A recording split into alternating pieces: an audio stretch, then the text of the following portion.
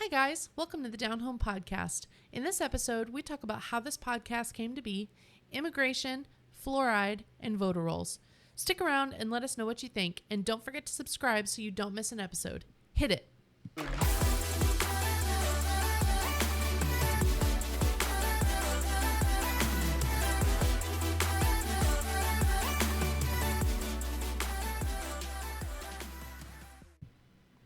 I have a question for you.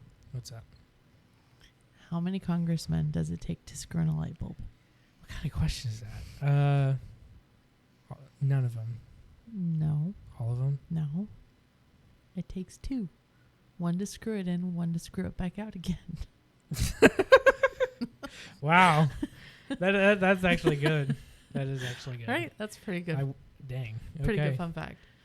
So, we are here, and we're going to talk about our podcast, right? Sure. So, I just want to talk about why we're here Before we get started. why we're here, kind of who we are, because we're, just a random couple starting a podcast. And then maybe getting into some news and some ramblings and thought crimes. Get into our deep, darkest thoughts on people. So, honey, would you like to introduce yourself? My name is Christian, and this is my wife, Lisi. We've been married for, a year and a half almost, which is insane because it feels like we just had our wedding a few months ago. Let's see. What else is there? We have... Let's not give any. No, let's not do specific that. Stuff, no, that's none of your business. Do you want... We talk about so you talking about the podcast, why we're doing this. So we actually have felt this is not something that we actually kind of wanted to do.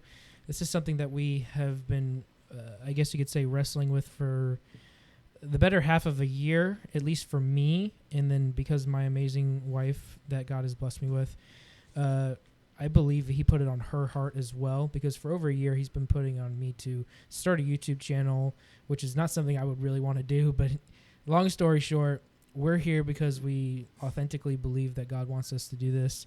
We're not exactly sure why, but we believe it so much so that we've spent over $1,500 on podcast equipment and microphones and lighting equipment and all kinds of crap. Time. So hopefully this pays off in the long run.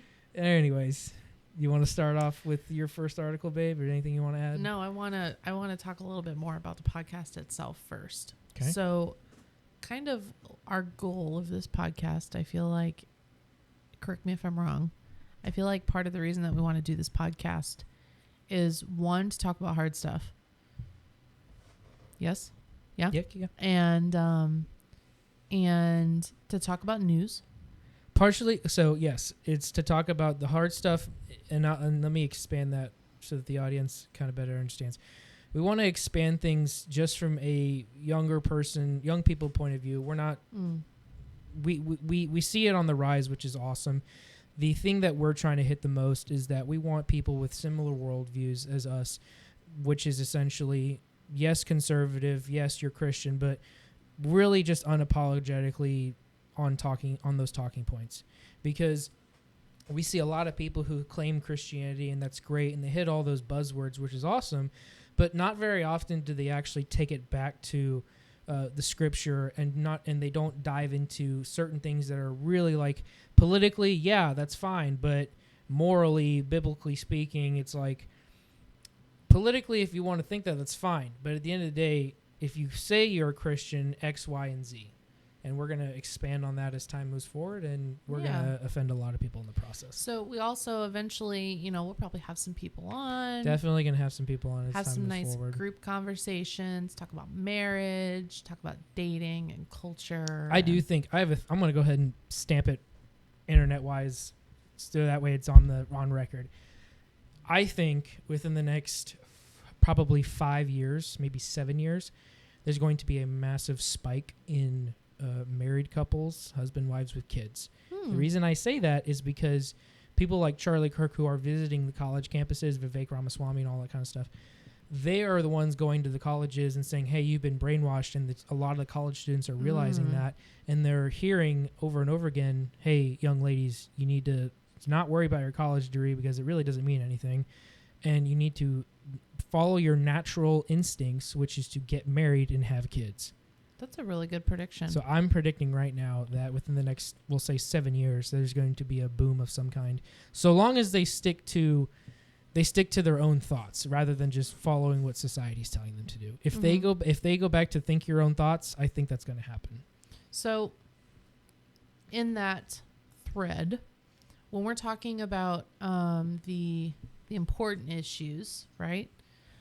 There's 3 sides that I want to tackle it from. The political or cultural aspect, the spiritual aspect, and the practical aspect, meaning how should Christians respond to whatever it is. Or just people in general, too, because you don't have to be a Christian to follow certain guidelines. Yes, but coming from a biblical world. No, I get that. But just so the audience understands, like, you don't have to be a Christian to understand that this is okay, this is not okay. You might not agree with some of it, and that's fine. You know, we're not going to shove anything down anybody's throat. We're just here to have a conversation. Yeah.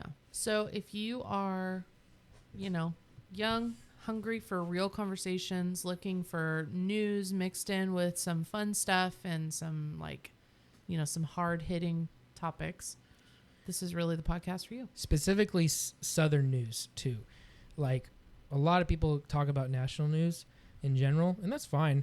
But we kind of realized there's not really, at least that I found, a channel that specifically only talks about the stuff that goes on in the southern states. Texas, Alabama, Florida, Tennessee, Alabama, Louisiana, the southern states. Yeah. So today we have some stories that we want to talk about. Go ahead. You want to start? You want me to go first? You go first. So the first thing that I wanted to talk about is a lawsuit that was recently kind of decided on from a federal judge against the EPA, talking about fluoride in drinking water. This is a federal case, or? This is a federal case. Yeah, it's a federal judge. Okay. And basically in this lawsuit, a federal judge ordered the EPA to start regulating fluoride in water. Interesting. And I really haven't heard about this anywhere on the news. I had to dig pretty hard to find something about this. There was a study done in May of this year connecting prenatal fluoride ingestion with neurological disorders in infants. Really? Basically, they were equating higher fluoride levels to lower IQ levels. That doesn't surprise me at all. Honestly, like, a lot of people have different opinions about this guy, but oh my god, I'm totally brain farting on his name too. What the frick is wrong? InfoWars. Alex Jones. How did I forget his name? That dude, he's been saying that for a long time. For like at least 5 years. He's been saying that the fluoride in the water is making you dumber. Yeah. Well, it now has been sort of proven. They didn't say, hey, this 100% does this, but like in the initial article I found, and in the case, the expert that they had said that there's mounting research that points to an unreasonable risk. Okay, let me ask you a question. Who's the news source, and is the doctor's name mentioned? So the news source, I don't really have the news source on it. The article? The article is from MSN, but it's not telling me who the publisher is of the article. Okay. But it's a district judge named Edward Chen who made the ruling. And let me see. Do they mention the doctor's name? I'm looking. Can you control you know F? what? It's in. There's there's at least 3 doctors who participated in the study. Are you able to name them? Are they in it? If you control F, maybe you could find it. Ashley Malin, Sandra Eckel, Howard Hugh, and a few others. But those Okay. were the main ones that conducted the study. Okay. Now, as far as doctors who may have testified in the case, I'm looking. So actually, it was a University of Florida researcher Ooh. who talked about it. Home Ashley state. Malin. She's the doctor that Mhm. she's also so she's also a researcher. Mm-hmm. She was the one that did the study. Okay. She said they're saying that this case is very historic. So I started digging on why we have fluoride in water. Okay. It goes back to 1950. 1950. 1950. Dang. And the reason that they started doing it is to strengthen your teeth. You know, it's interesting you say that because my mom was a dental hygiene assistant when she Mhm. met my dad, and that's one of when I was leaving the country, she gave me like these little tablets that were supposed to be like toothpaste replacements for when I was in the field, Mm-hmm. and she said these are really good except they don't have fluoride in them, unfortunately. So Well, because a lot of dental offices and in the dental industry, they use fluoride mhm. because technically it's supposed to like help rebuild your enamel. Hmm. But the problem is, I think personally, I didn't do research on this part, but I personally think some of it is synthetic fluoride Mm-hmm. versus like natural fluoride because it is a natural mineral. Really? Yes. Okay, because I always just because of the way that it's portrayed, I kind of always thought fluoride was just bad. Period. I didn't know there is so you're saying that there's a good fluoride and a bad fluoride. Sort of. I think it's about the amount of fluoride, Okay. really. Huh.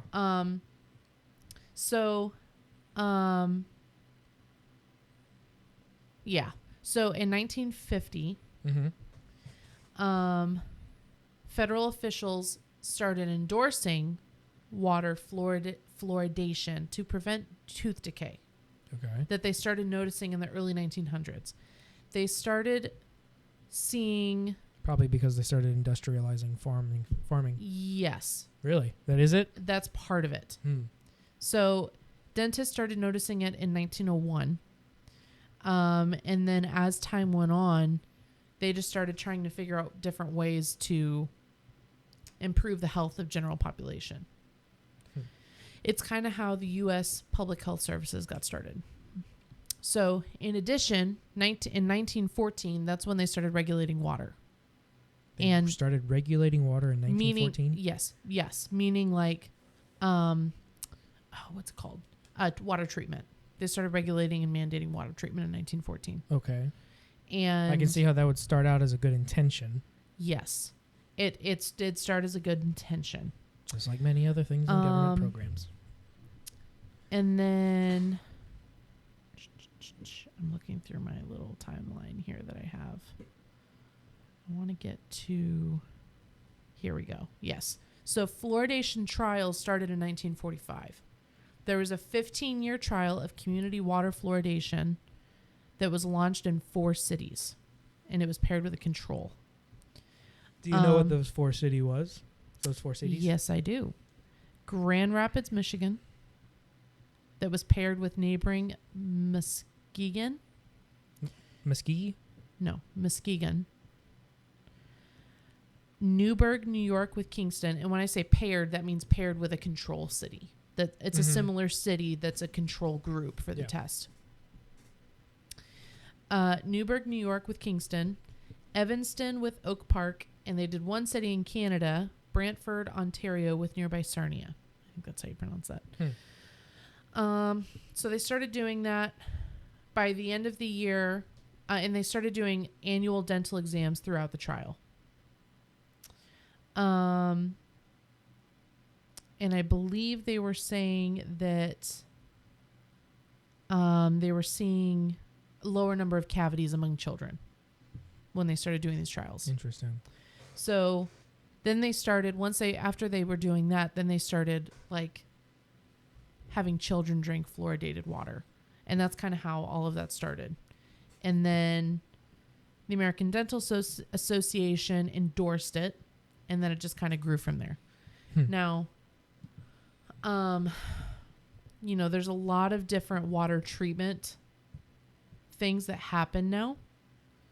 So you've got it goes from the water source. There's what's called coagulation. I've heard that before. Typically, you hear that in blood because blood coagulates as it dries. Can you educate me on that word? Trigger warning for anybody who has Oh gosh. issues with this. But basically, blood coagulation is when it starts clotting. Oh, okay. So like if I cut my finger, Yes. it'll start to the outer layer of the skin will start to like crust essentially to That's- stop the yes. clot. It clots so that Okay. it stops bleeding. So that's coagulation. Yeah. But Interesting. it's different from water coagulation. So they add chemicals that help bind together dirt and other particles. The chemicals they commonly use include specific types of salt, aluminum, and iron to So- coagulate water, which basically means to get the chemicals, to get the dirt out. So okay, so that's very similar to a P&G packet. I can't remember the name of it, but that actually came out probably about 5 or 10 years ago, at least that I know of. That is used in water filtration, Mm-hmm. and it does by definition the same thing. It just grabs all the crap and makes it sink to the bottom, so that way the water on top is drinkable. So that happens first, and then they do something called flocculation, which is basically mixing the water with those chemicals to form particles called flocks. When those flocks form, that's how they get the debris out of the water. Okay, Then sounds good so far. I'm kind of getting into some sciencey stuff. It's good until the end. Then there's sedimentation to separate the solids from the water because those flocks are heavier than the water, so they get that out. Then filtration, where they actually separate it. So then they do disinfection of the water. They add chemicals to kill remaining germs. Could be chlorine, chloramine, or chlorine dioxide. Yeah, none of those are good for the human body. Correct. Sometimes some water treatment plants use UV light or ozone to disinfect water. That's Okay, actually those are not great. bad. No, Yeah. those are great. UV That's lights. not bad. Yeah, those are good. Why don't they just do that? Sometimes they do it instead of or in addition to the chemicals. Just skip the chemicals. Then sometimes they adjust the pH. That's where the fluoride comes into. Hmm. They put the fluoride in to help adjust the pH after disinfection. Adjusting the pH improves taste, reduces corrosion of pipes, which why would your water corrode pipes like that unless there's something in it? And help chemical disinfectants continue killing germs as the water travels through pipes.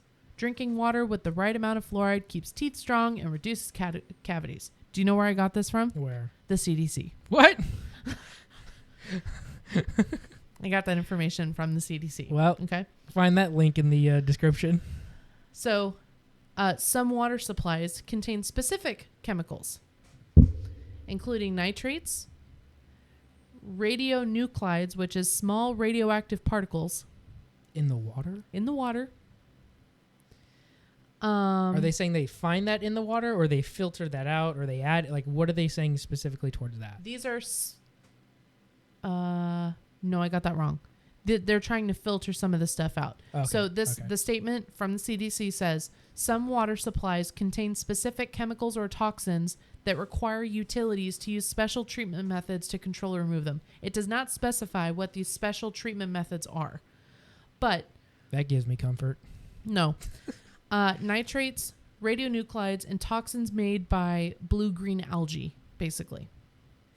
Okay? I have no idea what that means. That is the process of water treatment. Now, I don't know about other states, but I can speak for Florida, specifically Central Florida, and how many boil orders come out because of water contamination. Really? Yes.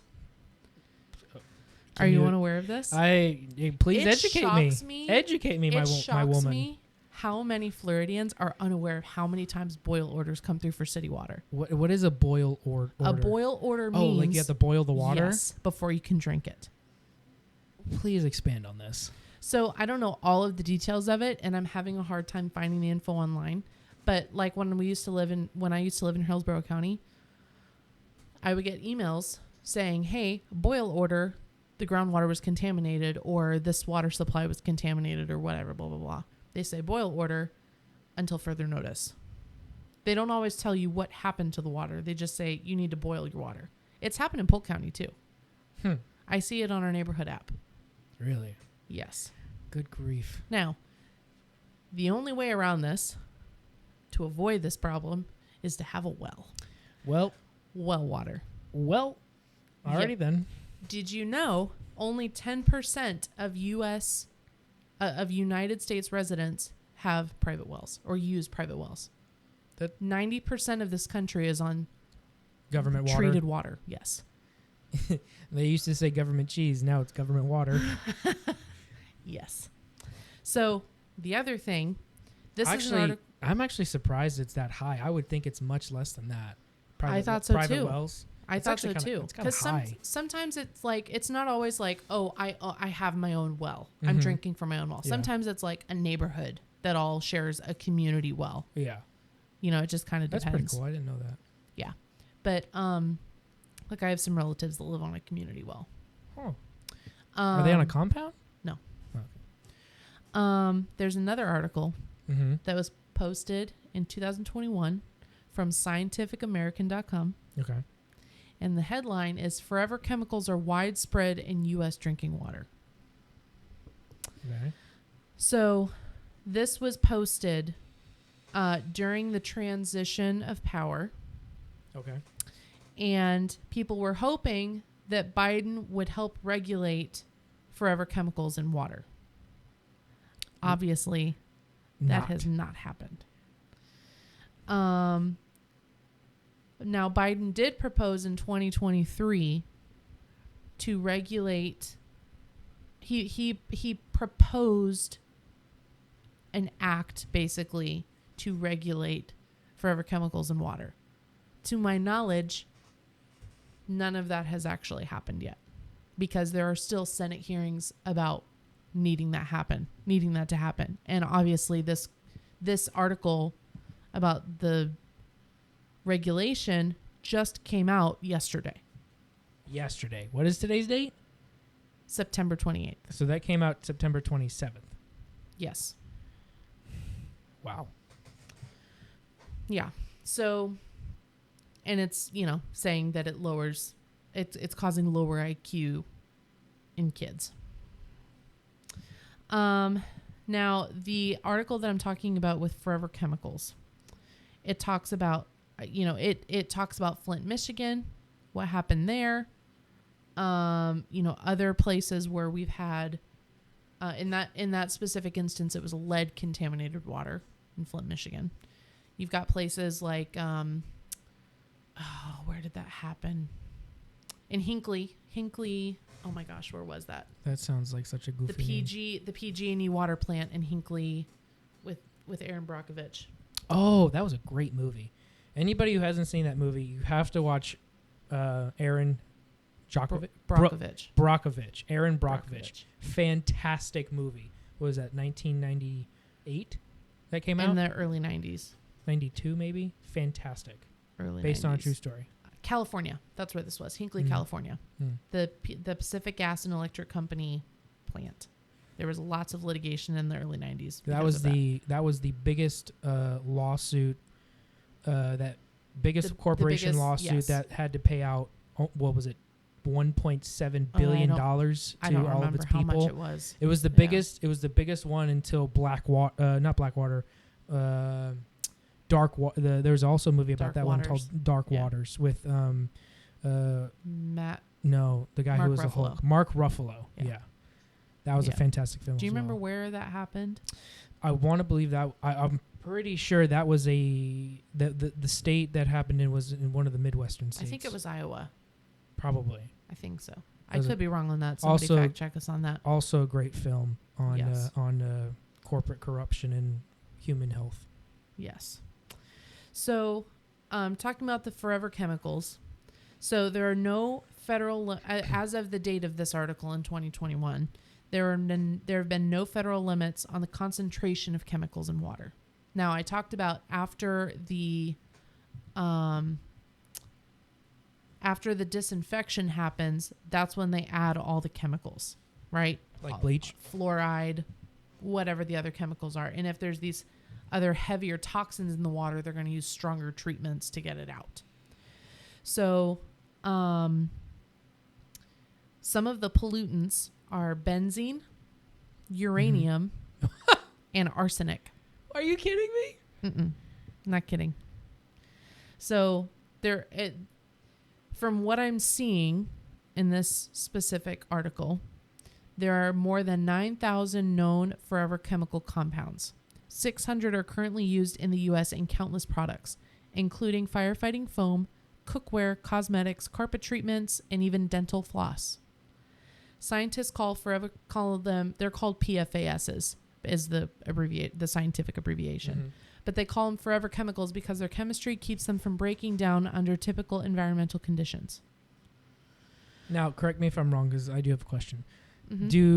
Are all forever chemicals passed down to your lineage? I believe some are. Like, it kind of integrates with your DNA, if I remember correctly.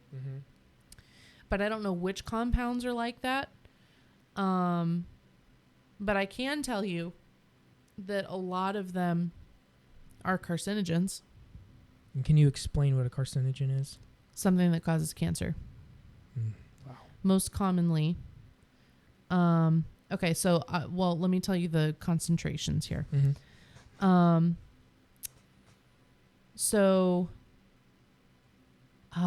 concentration is 1 part per trillion gallons, I believe, or higher. And Previous research shows that levels higher than that can increase the risk of conditions such as testicular cancer, delayed mammary gland development, liver tumors, high cholesterol, and effects on children's immune response to vaccinations. So, there's a lot of chemicals in tap water. So you're telling me the government doesn't love me? No, I'm sorry. They don't. I talked about the boil order, right? Yeah. So also on the CDC's website, because honestly, it's really hard to find a lot of these statistics. It's hard to find information online about this kind of thing. But, you can always go to old trusty CDC where everything is correct and there's no lies whatsoever. Do you want to guess how many people get sick every year from contaminated drinking water? I'm going to guess 12 to 20,000 people.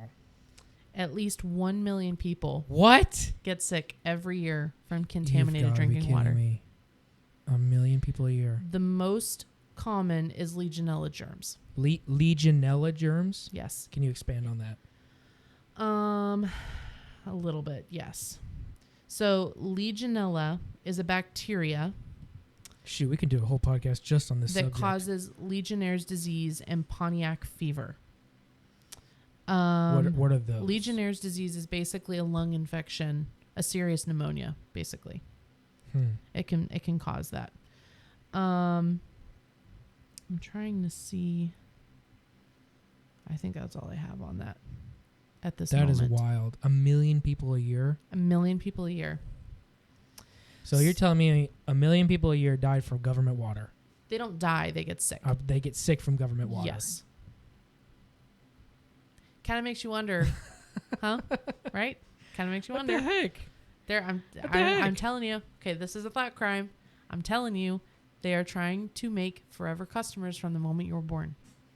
What in the world? Do you know what babies get bathed in? What do babies get bathed in? Tap water. What else are parents using to bathe their infant children? Well, showers, right? And showers. Yeah. Oh, it's all connected. 90% of it. 90% of it comes from government water. Yep. What the heck? I was not expecting that. Do you want to know something else? I don't have all the details on it. I don't know if I want to know anything else at this point. No, tell me. Okay, so you know that Berkey water filter I have? Yeah. They're being sued. Or they've been they've been in litigation, yeah. They've been in litigation for quite a while. I want to say from the EPA, but I can't remember for sure. It is the EPA. The EPA, because they're saying that they claim to it technically by the claims what they claim to filter out that it's a pesticide. Oh yeah, okay. So yes, the because those black, what is it? Those charcoal filters. Yeah. They're saying the EPA's Carbon filters. huh? Carbon filters. The carbon filters. The EPA is saying that technically, because of the way that Berkey designed them, is that they're not actually filters, but they're, what'd you say? They are pesticides. Pesticides. How the heck? I don't care what definition you're using. How do you say, oh yeah, your water filter is a pesticide? That doesn't make any sense. Because it filters out. I'm pulling up the case right now because they're heavy saying metals. I know. No, it's a particular bacteria that they said it filters out. It's not like pesticides do any good anyway. Okay, they issued a stop sale. So Is it they still? said, Is it still? "Oh yeah, Oh my goodness. oh yeah, still happening." It's been like 6 months, hasn't it? Oh no, it's been a couple of years. What? The lawsuit. I'm sorry, it's been a little over a year. I'm trying to find because I can't remember.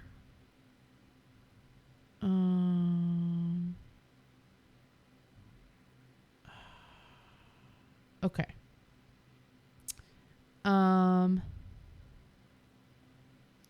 So, gosh dang, why can I not find this?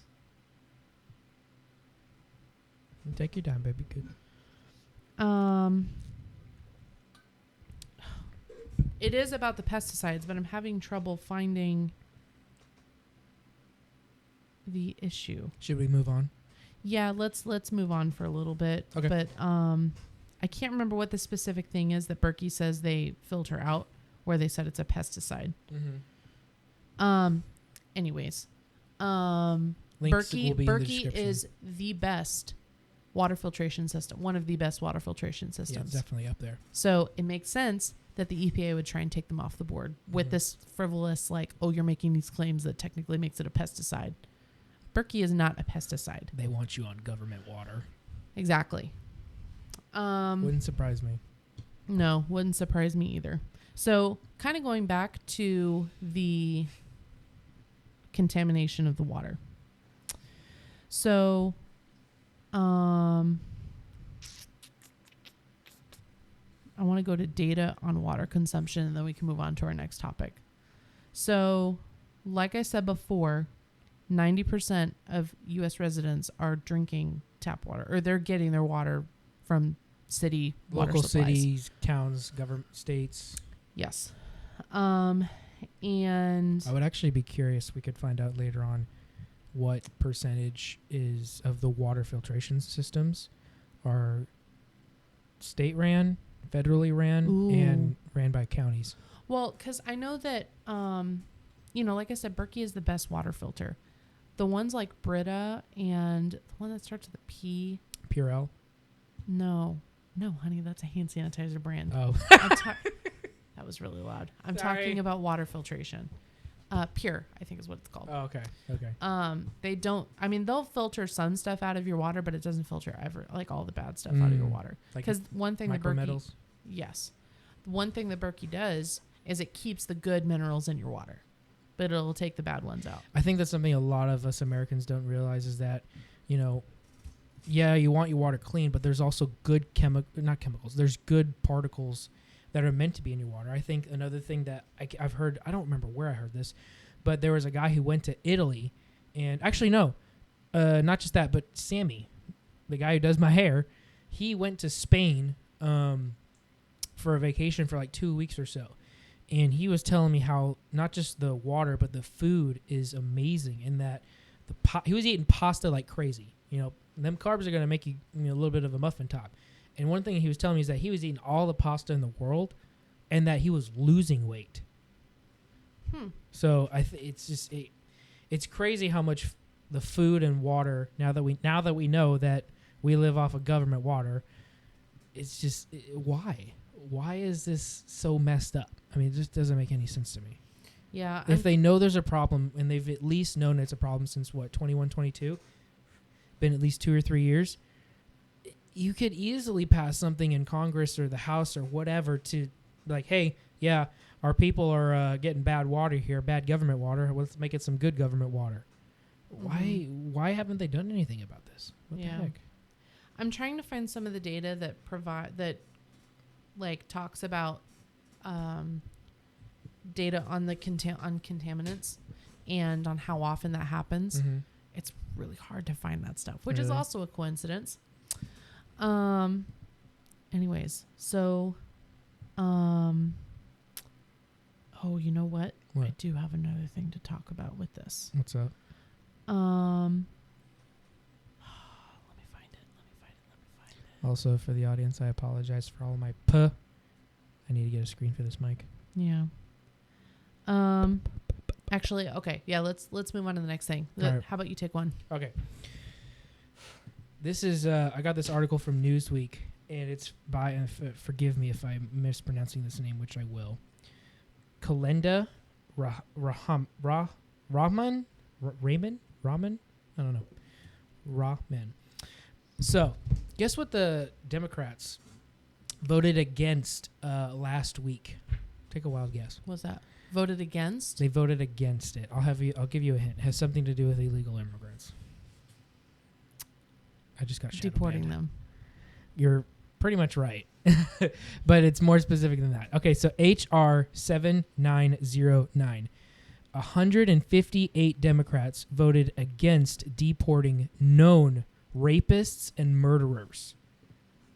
Are you talking about the gotaways or the ones that we... No, I'm talking about the known ones, like the ones that are known that are here, that came through, however the system let them through. These are ones that we know about, and that we know that they have a criminal history, and that we know that they are rapists, child molesters, child abusers, women abusers, violent criminals of whatever kind they are. So HR 7909, over 150 Democrats voted against deporting known illegal immigrant rapists, child abusers. This was pushed by Republican Nancy Mace of South Carolina. The bill is called Violence Against Women by Illegal Alien Act. And only 51 Democrats supported it, and 158 voted against it. All Republicans voted in favor of it. Can I actually add something What's that up? I heard while I was doing some research for this podcast? What's up? There was a new ICE report that came out this week, Okay. probably around when that vote happened, Mm-hmm. that said that this administration has let in 425,000 illegal immigrants who are known convicted criminals. Mm-hmm. Actually, I have notes on that same one, and this is according to VT News. It's over 660,000. I believe that, but they actually break out what some of these crimes are. Go ahead. For the record, just so that you know, that number is enough to fill Michigan's football stadium 4 times, according to Jeez. Colin Rugg. Wow. So it's 13,000 murderers, Mm-hmm. almost 16,000 rapists, and then the other 425,000 are convicted criminals. They were Even- encountered by Department of Homeland Security, but were no longer in federal custody. They're caught it's catch and release. What the frick? Yep, non-detained, non-citizen convicted criminals. Okay, I'm sorry. Hold on. That the murderers and rapists number is included in the 425,000. Still, that's over 30,000 rapists and murderers. Yep. That they're catching and releasing. 30,000. They're catching and releasing, and the rest of them are, other crimes that are being committed. Trump is right when he's saying Venezuela is literally clearing their prisons. I mean, where else is that number coming from? They're not all coming from Mexico. How dare you? That's racist. Oh, I dared. I dared. Keep going, honey. I can't believe that's just insane to me, though. I mean, seriously, why would you, somebody who is voted in to support and listen to your constituents, whether you're Republican or Democrat, Independent, Libertarian, it doesn't matter. When you're voted in by the people, you need to listen to your people. Why would these people willingly make a decision to vote against, again, HR 7909? I understand where they're at and what they've been doing. It's pretty obvious. I understand that, but it's like, how can you in a right mind make a decision to where it's like, yeah, I'm not going to vote in favor of deporting men who harm women and children. it's again, I'm not surprised, but I'm still surprised because Well- it's like how inhuman can Yeah. you be on these things? Well, you could also talk about the 350,000 kids who are trafficked Yeah. across the border. Yeah, that came from ICE as well, or no? Or I don't know if it came directly from ICE, but there's tons of sources talking about it. I mean, Charlie interviewed that guy from the college campus who was like, I used to be involved in this. It's his true. parents are involved in it. I mean, Okay, I think no. His parents are involved in it. He used to be involved in the gangs that would do it, Mm. in the cartels. He was in the gang, or He was in the cartels, he said. He said he used to be a part. He literally used to participate in it. And now he's a believer, and he's going back in and trying to kind of lead others to Christ. Oh wow, that's awesome. That's why when I texted you that episode, I was like, Charlie needs to have that guy on his show to talk about his experience. Didn't you? I think Charlie said he will have him on they'll have him on, but they're gonna blur his face out and mess his voice up. Possibly. I hope so. That would be insane. Mm-hmm. Yeah, It just is insane. so everybody knows, you need to look that up. It's I think they blur. I'm pretty sure they blur his face out, and the guy literally. Oh yeah, because he said he was afraid for his life. That's Yeah. right. Yep. He literally says that the cartels are specifically working with the U.S. government to smuggle these Yes. people in, and that they're, according to this guy, literally their number one customer is the Democratic Party, Yeah, that's right. I forgot about which that. is insane. Yep. Again, not surprised, but I'm still shocked because it's like, what the frick? I haven't watched it yet, but James O'Keefe and Tucker Carlson made a movie. What? About they just announced it like a couple days ago. They're making a movie, or they did? No, they released the trailer for it about Really? the border, about the kids coming across the border. Is it a movie or a documentary? I think it's a documentary. It's kind of like one of those investigative stories that James does. Kind of like Dinesh D'Souza. Sort of, I think. Huh. But that's Wow. wild. I'm excited to read that Well, or to watch that. I want to read and watch that. Oh my Okay. gosh. You got more on this topic? No, that pretty much covers it. Again, it's called HR 7909, and I mean, again, it doesn't matter if you claim Republican or Democrat in the sense of, old school politics or what have you, but at the same time, keep our politicians accountable. What, you making a face? What's up? I'm looking up that bill. Mm-hmm. So that was from April 7909. Yeah. That's the Violence Against Women by Illegal Mhm. Aliens Mhm. Act. So, okay, you're right. It was voted on. Should have been about a week and a half or so It ago. passed the House. It did pass the House. Yes. Oh, you're right. No. Okay. So correcting myself, it because we were still able to get the what was it? How many? I wrote it down. 51 Dems did support it. I think I mentioned that earlier. 51 did. 156 did not. Got it. I see what you're saying. Okay. Doesn't change the fact that why would they vote against it? I see what you're saying. Yeah. So, so it was voted on September 19th. So it passed the House. Now it Good. has to go to the Senate, which I would venture to guess it's not going to pass the Senate. That's just They don't hear any of the bills that the House passes that are actually good for us. I would be intrigued to see how that one goes. Okay, moving on to Yeah. What you got? my next topic is in the same thread. It's about voter rolls, Oh, alrighty then. and it includes non-citizens, which I haven't seen the evidence on it, but I have heard so many people talking about how a lot of these NGOs are Democrat funded so that they can vote Mm-hmm.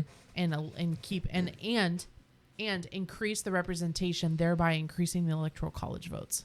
That doesn't surprise me at all. What's that? The Great Replacement theory? I think so. Yeah. I mean, here. This is my theory, and I'll say it now. I personally believe there's over 25 million of them here. I believe Harvard actually did a study on how many of them are here. In what time frame? Between the beginning of Biden's presidency until That's drastically higher than any number I've ever heard. Well, the reason I say that is because I believe it was Vinny from PBD on the PBD podcast, and he said that I believe it was a Harvard study. A Harvard study had said that there's over 25 million illegal immigrants. I'm going to try and look that up. Yeah. It was either Harvard or maybe Stanford, or it was one of the big name colleges.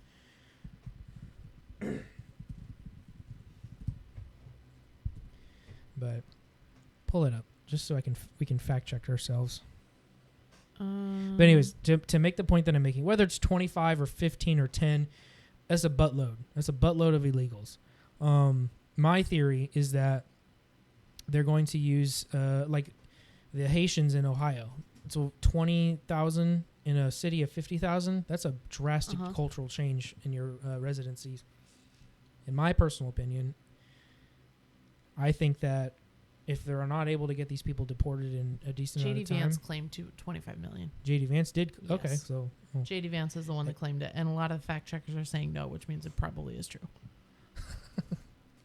Anyways, the point that the thing that I'm predicting is that a lot of these people are just going to be, if Harris wins, if they steal the election again, I think that there are going to be a few bad actors, even more so than they already are, a few bad actors that will receive certain orders to take out the electrical grids in those areas. Because what people don't understand is that if you wanted to take out the entire United States grid, you only need to hit 9 locations. Yeah, do you want to, I know that we didn't prepare for this, but do you want to riff a second on how unprotected those grids are? Well, essentially, this is the 2 or 3 points that I'll hit on it. One, our grid is over 60 years old. All right? It's not maintained as well as it needs to be, and it's virtually completely unprotected. A lot of the parts that we get in order to sustain the grid come from China, the people who want to kill us and they want to destroy the United States, destroy all of the West. And a lot of these parts that are required to be maintained and rotated out, just like a tire after 50,000 miles or so, it has to be replaced. A lot of these parts, when the time comes to get them replaced, they either aren't replaced or it's taking so long for them to get here from China. And even the ones that do come in from China, I can put this in the description so that there's the source of information. But a lot of the software components are backdoored straight to Beijing. And a lot of these parts that are so huge, a lot of these parts you don't just fix. A lot of them, yeah, sure, transformers and whatnot, blah, blah, blah. You can switch those out, I suppose. I don't know the technical words on it. But some of these parts take years. From it's like, hey, we need a new this. Okay, from the time you say we need a new this to it's installed, ready to go, in some cases it takes up to 3 years. And these are critical parts of the grid. Interesting. And it takes an entire truck just for one of these massive coils. I don't remember if you have this information off the top of your head, but how many times have our grids been attacked already? Our grids have been attacked. Since 2012, our grids have been attacked over 900 times. And that's not just like, a little cyber attack or something. I'm talking active shooting. Like somebody went to the power grid, whether it's your local power grid or wherever. Over 900 have happened since 2012. I remember that there was one in California, and this was in 2000 and I want to say it was 2012 or 14. It's literally as simple as somebody went over there. They never caught who it was, and there was like, I think 5 rounds in one of the main conductors, and it took them a couple weeks to get it fixed, or about a week to get it fixed. And the people don't understand your power grids are not safe at all. And again, there's 9, if they hit 9 specific locations, and this was I'll put the link to the gentleman who talked about this. I don't remember his name, but we'll put it in the description. All it takes is 9 spots to take out the entire United States electrical grid. That's crazy. Yeah. So my topic, moving on, even though we tree branched a little bit, that's okay. This is kind of a rambling session too. Kind of tailing on the immigration stuff that you were talking about with the HR 7909. So I want to talk about voter rolls. And one of the things specifically that came out today is that the Department of Justice is suing the state of Alabama and its top election official The federal for- government is suing Alabama. Yes. Uh-huh. Saying that they are removing voters too close to the election. Who are they removing? They are removing non-citizens. What? 30 Well, obviously they need to do that. in this article, 3,200 people that were issued non-citizen identification numbers, all those voter registrations were revoked, or they inactivated them. So the Louisiana government, state government, Alabama. it was Alabama, sorry. Alabama said, hey, you're illegal immigrants. You're not voting in this election. And the federal government said, we're going to sue you because we want them Well, the National Voter Registration Act prohibits states from removing voters from rolls within 90 days of a federal election. But they did it 84 days ahead of the election. What the heck? So at this point, I mean, beginning basically at the beginning of last week, states could not clean up voter rolls anymore, which I think is insane. But they're illegal immigrants. What the heck? It's insane. I mean, it makes zero sense. But so I started looking up other states that have cleaned voter rolls, right? Uh-huh. Because, voter rolls in 2020 were kind of a mess. A lot of dead people voted. Yeah. So, North Carolina, 747,000. Wait. 747,000. They took off the illegal immigrants. They took off the ballot. Yep. Or, excuse me, took off the voter registration. Yep. 700,000. 747,000. Thank God. So, And what state was that again?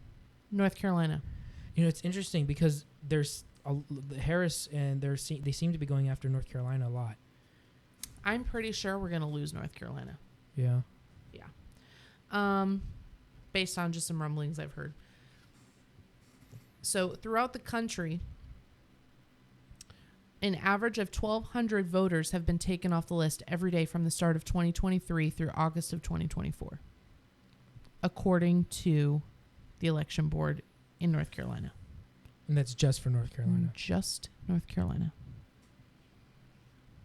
Whoever's doing that needs to get like a medal or something. Some of them moved to a different country or state. Some died. Some were convicted of a felony. Some requested to be removed. A lot of them were non-citizen. Does it specify how many of them, no. what percentage of them were No, it doesn't. illegal immigrants? It doesn't. Texas, do you want to guess how many Texas removed? 1 million. Yes, Really? 1 million. Good gravy. Do you want to guess how many Oregon removed? Very Democrat-run state. I'm going to say 700,000. No? No. Higher? Lower. Lower? Oh, probably like what? 100,000? 50,000? 1,200. 1,200? What? Honey, you are really loud. That's ridiculous. Yep. I mean, Yep. the entire state of Oregon has only taken off 1,200 people. Mm-hmm. Shoot. So, and I know there's a lot of other states that were in the process of it. I'm trying to find. Let me see here. Oh, I found that other article I was looking for about the drinking water. I put it in a different tab. Well, we'll add it to the description. Yeah, it's okay. Okay, so one thing I saw is that, oh gosh, where is it? Ohio removed 155,000. Okay. That's J.D. Vance's state, right? Yep. I'm looking to see. Georgia cleaned 190,000. Okay. 305,000 remain inactive, it says. Gosh, I can't seem to find the other. I had a whole bunch of states here and now I can't find them. Let's see. Oh, that's what I was looking for. Oh, no, that was one particular thing. Okay. So how many did I say for? Oh, okay. So Oklahoma purged 453,000. For the Okay. record, just to be clear, all of these ballots, we needed less than that to decide the election.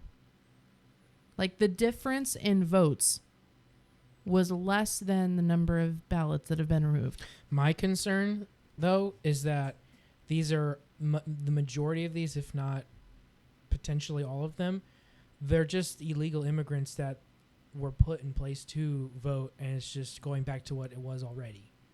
You know what I'm saying? Mm-hmm. That would be my concern. Yeah.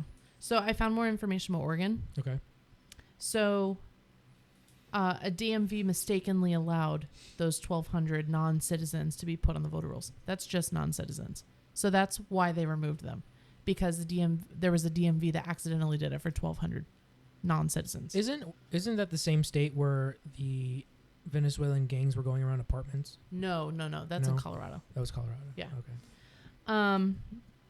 Now I'm not sure I know Arizona's done about 100,000.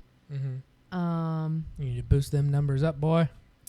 Yeah. I mean, at this point, it's too late. Now the government's going to start suing you if you do it. Mm. I know the RNC was pushing really hard for it, though. But because Donald Trump's daughter's in charge of the RNC now, right? Daughter-in-law, she's co-chair. Oh, she's co-chair. Okay. So there is a tweet that came out this past week about Gretchen Whitmer, the governor of Michigan. All right. So I'm just going to read this tweet. It's from Brad Paquette in Michigan. No idea who that is. I'm not sure either. I'm just going to read this tweet. It looks like Gretchen Whitmer leveraged the office of the Michigan governor to send out disinformation alongside mail-in ballot applications intended to solicit votes from inactive voter registrations like that of my mother's maiden name from the 1970s.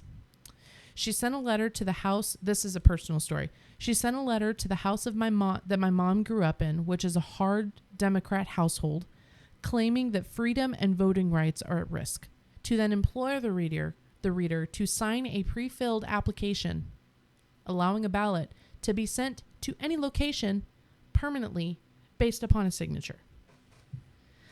Many have become convinced that Trump is a threat to democracy and are apathetic or even sad that the multiple assassination attempts were unsuccessful, which we should talk about that too. What the frick? Will threat of a misdemeanor sway such people from filling out these applications?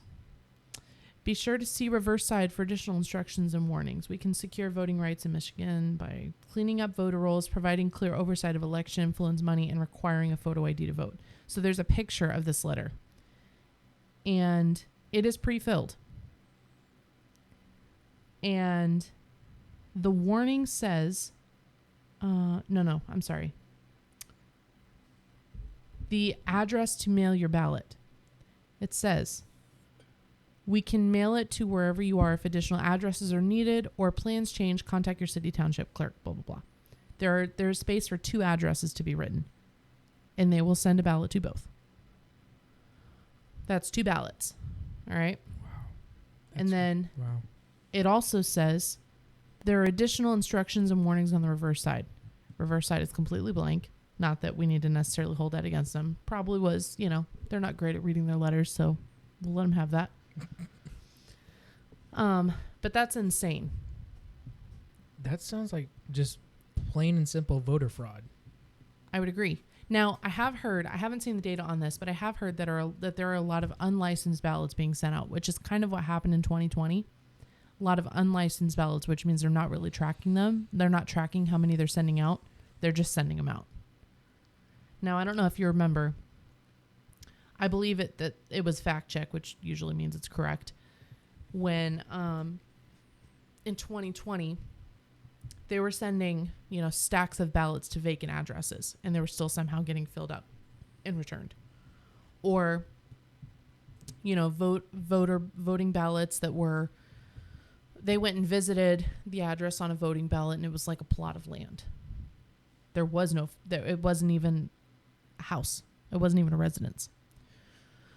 All of that to say, I sincerely, sincerely hope that we've gotten it cleaned up enough to where there are less, and I know that this is, everyone says this is a racist statement, but hey, if you're not a citizen of this country, I don't think you should have a say in who runs a country you don't live in. Well, no, for sure. I mean, obviously the only people that are going to think that's racist are the actual racists on the left. But you can't expect me Like, I might be Hispanic, but that doesn't mean that I can go to Mexico or Cuba or wherever and be like, hey, yeah, I know I'm an American citizen, but, you know, I want free stuff from you guys, and I want to be able to help influence your elections with my vote. Mm-hmm. Nobody has the right to come to the United States. There's so many people who think that because we are a nation of immigrants, which we largely are, but at the same time, 100 years ago, 50 years ago, sure, during World War II and after World War II and before that. But that's the past. We're not really a nation of immigrants anymore. Are we from a lot of different places? Yeah. But at the same time, we're a melting pot because we allow certain people in, not because we just let anybody in. Mm-hmm. We need to stop just letting a ton of people in here. We really do. And I know that's going to disagree with a lot of people, and that's okay. But the way things are right now, we got to tone it down. We got to tone it down big time. Well, I mean, and I know I've seen a lot of pictures of where, you know, people are ditching their IDs and their passports. They're throwing them all on the side of the road as they cross the border so they can say they don't have any identification. I mean, I've seen literally just piles of them all in the same place. Mm-hmm. And the fact that most of them are military age men. And, you know, everyone says, well, you know, they're claiming asylum. They're claiming asylum. They're refugees. Where's the women and children? Exactly. Like, it's always women and children when you're talking about asylum. What men who are traveling alone, by the way, or with other men, it's not like they're taking their families with them. It's just men by themselves that are crossing the border. And odds are that the children that are with them aren't their children, but they're being sex trafficked. I heard some story that, you know, that somebody from somewhere in the Middle East literally took a really cheap flight to South America so that he could cross the border. I mean, it's not surprising. There's a bunch of people from the Middle East in here right now. I wish I had those. Oh, crap. I wish I had that article in front of me that talks about that. Only 44% of the current 11 million unauthorized population is from Mexico. Even then, that seems high. I agree. In 2022, that was the statistic. Oh, well, there you go. So, let me see. And that's like almost 5 million, it looks like, from Mexico. Then you got Guatemala, El Salvador, Honduras, Philippines, Venezuela. Haiti's not in this list. I mean, there's over, what was it, 20,000 in, what was that state? I'm blanking out. What? The Haitians. Ohio. Over 20,000 in Ohio alone. That's a lot. 5% of their population is in our country right now. Is that true though? Because I heard Charlie was talking to somebody about that, and they say that number might be off. But regardless, based on the raw number, and like taking that number and you know comparing it to the population of Haiti is how they get that 5%. I haven't fact checked that myself, but I've heard that in multiple places, not just Charlie. Even if it's incorrect, even if that is wrong, 20,000 in one city. That's a lot of 50,000. That's a lot. That's a massive cultural clash. Mm-hmm. There's no assimilation happening. And by the way, I have seen the videos of cats and dogs getting grilled. I've only seen the cats. I haven't seen the dogs. But I've also seen the ducks and the geese and the other stuff. Mm. I haven't seen the ones with the geese. Yeah. I did see the They're geese. out there. You just got to look for it. Beat the algorithm. One other thing I want to talk about too is, well, actually, do you have another topic you want to talk about? I'm good. So one other thing I want to mention too is, and this is most visible through Charlie Kirk, because he's the one that's visiting all these college campuses. But I just want to take a minute to talk about the shift in college campuses. The political and cultural shift? Yes, the political climate and the cultural shift happening in colleges. Because, they're saying that, I don't remember what the population is, or what the demographic is, or the time frame or anything like that. But men are the most conservative they've ever been. Mm-hmm. In over 50 years. In over 50 years, yeah, that's what it was. I'll tell you right now, too, and again, lots of frat houses you can supporting. digitally stamp me saying this right now. It's awesome that the conservative movement is largely winning. I love it. Here's my long-term concern. Potentially, depending on how this election goes. We are an extremely feminine country right now. Extremely feminine, right? Emasculated. Emasculated. No, I wouldn't. I mean, in We some are regards, I would say feminized. We're but feminized. mostly just That's emasculated. that's what I'm. Yeah, you're right. We are an emasculated country right now. My concern, and again, this is not to be a concern in the next 5-10 years. This is a concern to be in the next 15, 20, 30 years from now, is that we go so hardcore into conservatism without morality that we end up being a I don't want to say actual toxic masculinity, because I feel like that's extremely overused. I don't think that'll ever happen. I hope not either, and hopefully maybe not. But again, I'm just saying the reason I say that is because when you have conservatism without morality, i.e. religion, you can potentially end up in a Russian-like culture where it's overly like brutal. That's what I'm saying. Like where men are being toxically men without the morality to, I guess, wield them in of like, hey, you can be a man, but you don't have to be a jerk. Again, that wouldn't be that. For one, that depends on how the election's going to go. Second, if it ever would potentially become an issue, it's like maybe 30, 40 years from now or something like that. If a bunch of other factors took into account too. Yeah, I don't have a whole lot of. That's just a side thing, but I'm just saying. Got it. Well, basically, what I was just getting at is that Charlie was commenting, I think it was this week, on what a change he's seeing in colleges, and I think Jack Posobiec was also talking about this, where it was like you were lucky to get like 15 people to come up and talk to you at the microphone, whereas now they've got crowds around them. They can't give away the MAGA hats fast enough. And this is also largely at liberal colleges. Yes. I mean, they did it at Penn State, and it was crazy. I have a little bit of hope about Pennsylvania. I actually have a lot of hope with Pennsylvania. I'm not. I don't want to get cocky about it. No, agreed. But I have some hope about Pennsylvania. I think. Can you Google? I think you're about to Google what I was thinking. Can you Google the 2020 county election map and see what it was? Yes, I can do that. I want to know how red Pennsylvania was in 2020. Actually, let me try something else. I'm going to go to the 270 to win, because I think you can look at the 2020 results. The history 2020 electoral votes. So, let's see. I want to see this too. All right, so you want to see a particular state? Pennsylvania. You want to see Pennsylvania? Yeah, I just want to see that. Just that. I want to see... We should get this hooked up to the monitor. Next time. I don't know if this is going to break it down by county. I'm trying to see if it'll break it down by county for me. Maybe check chat GDP.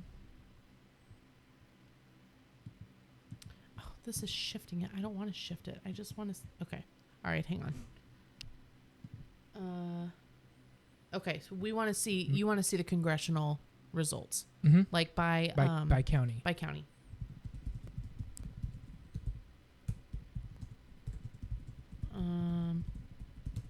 Okay, let's see here. By county. Look at that. Okay. So, you want to see Pennsylvania. Yeah, I want to know how red it was in 2020. I think. Nope, this is just giving me the picture. All right, so U.S. presidential election. I want to see, where can I find... I think I go here. Here we go. U.S. No, this is really not giving me what I want. It's weird that's difficult to find. Just, riff on that for a little bit while I'm looking.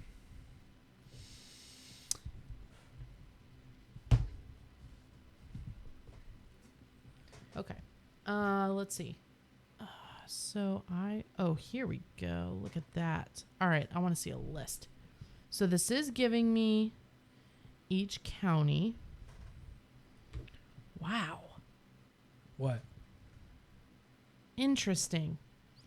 So most of Pennsylvania geographically, except for the like rural Pennsylvania, is red. Mm-hmm. But then you've got the city areas: Scranton, Harrisburg, Allentown, Pittsburgh, Philadelphia, Newark.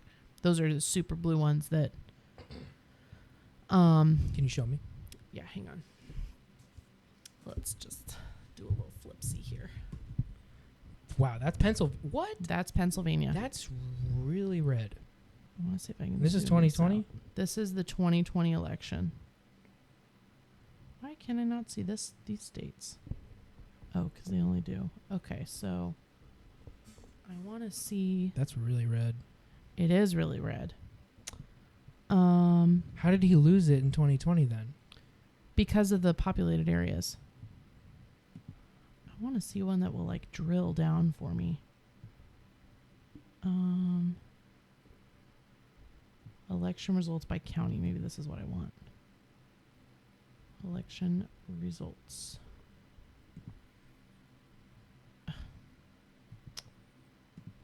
All right. Well, that answered my question pretty much, though. Well, okay. Here we go. Here we go. I found it. All right. PA. Okay. So, there were, so they had a little over 60% turnout. I want to see county data. Here we go. County data. So I don't have like which were the most important. This is listed alphabetically. But, you know, a lot of these, a lot of these counties were. Okay, so this has it flipped. So this is saying the blue is Trump and the red is Biden. What? Why would they do that? I'm not sure. It is kind of weird. This is kind of a weird resource for this. That's really pro-Trump, though. It is. So wow. What I want to do for 2020 is I would like to. Oh, wait a minute. Did I find it? No, I didn't. Okay. I want to do the map here for a minute. So if we win, ooh, how is this like this? What? Oh, this has the. Is that a prediction? This has. Okay, so this has got all the. This is saying that we win Pennsylvania, according to this. I'm not sure how. What so if we lose, what are we looking at right now so the audience knows? We're looking at the 270 to win map. Of 2024. Of 2024. So this is the potential. This is, oh, I see. Okay. All right. So let me refresh this. This is current polling. Polling prediction. Yes, for the 2024 election. PA goes red in this map. Wow. North Carolina goes blue. Yeah, so if we lose North Carolina, that'd be pretty shocking to me. I don't understand how we would lose North Carolina. I really don't. You know, I've heard a couple explanations on it, but I don't totally remember what they were. It was very brief. So let's say Arizona goes red. That gives us 249 to 242. Do you think Arizona will go red? If Maricopa stays on top of their elections, yes. Okay. Nevada, I've heard both ways for Nevada. Let's say it goes blue, though, just for, you know. Let's see. We win Georgia. Are you sure? Why you're questioning me on every state? I'm just asking. I think we're my way. I'm just asking. I'm being devil's advocate here. All right. If I say that it goes blue, ooh, that leaves Wisconsin and Michigan super close. I think we might win Wisconsin. Really? But they take it if they win Michigan in that instance. Alrighty then. we'll see what happens. But here, let's reset the map. So this is the 2024 consensus right now. Okay. All right. So this puts PA in the toss up again. So if we win, let's do this again. brown, or what is that, tan? These are the swing states. Hmm. There's 1, 2, 3, 4, 5, 6, 7, which again, we will probably lose North Carolina. If we lose North Carolina, do you think we'll lose Texas? no, Okay. I don't think we'll ever lose Texas. Well, I mean, it's getting pretty purple because of Houston and Austin. I agree with that, but I still think the whole state's going to go red. I hope so. That would be a really bad day if Texas literally went purple. Let's see. If we win Nevada and Arizona and win Pennsylvania, lose Michigan, because I think that's a pretty certain thing. That's pretty close. That's really close. 257 to 255. So that leaves 26 electoral votes between Wisconsin and Georgia. This is giving me a little bit of anxiety. So, okay. So if we win Arizona, Nevada, and Pennsylvania, but lose Wisconsin and Michigan and North Carolina, we need Georgia. Mm. And we would win by 1 electoral vote. Make sure you get out and vote for Trump, ladies and gentlemen. It's really interesting playing with this. Playing with this. What I'm interested to see is if we can actually win the Senate. I'll settle for Trump getting into office for now. Yeah, but that doesn't do us a whole lot of good if we end up losing. Well, I mean, we already don't have the Senate, but if we end up losing the House, we need at least one of them. Yeah, that's true. We need at least one of them. Because Lord help us. So, actually, okay. Well, let's look at the current. So, currently, we are 51 to 49 on Senate. This is... I want to see the consensus. Can we reset this? What just happened here? And again, we'll send the link to this so everybody in the audience can mess with it and play around with it and see what they think. Yes, we will. Because this is actually it's not just fun, but it's very informative. Oh, I think we might actually end up with a majority this year, perhaps, based on the polling here. For the Senate? For the Senate. For the House... What's this website? This is still 270 to win. 270towin.com. There's 21 seats. There's 21 seats up for election? I can't quite tell.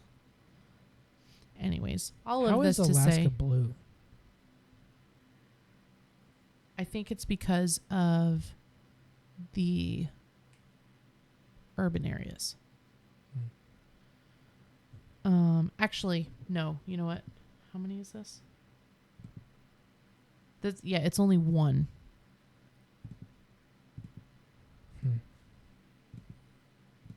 Yeah. It's only 1. All right, because of how their population is spread out. That's true. So Alaskans I think we've had enough rambling for today. All right. That was really good. It was really good. We got kind of slowed down towards the end, but yeah, we did. That was informative stuff, though. Yeah. 270 to win. 270towin.com. All right. Well, we will see you next time. Appreciate everybody listening in. Thanks for making it this far. If you did, have a good one. Bye-bye.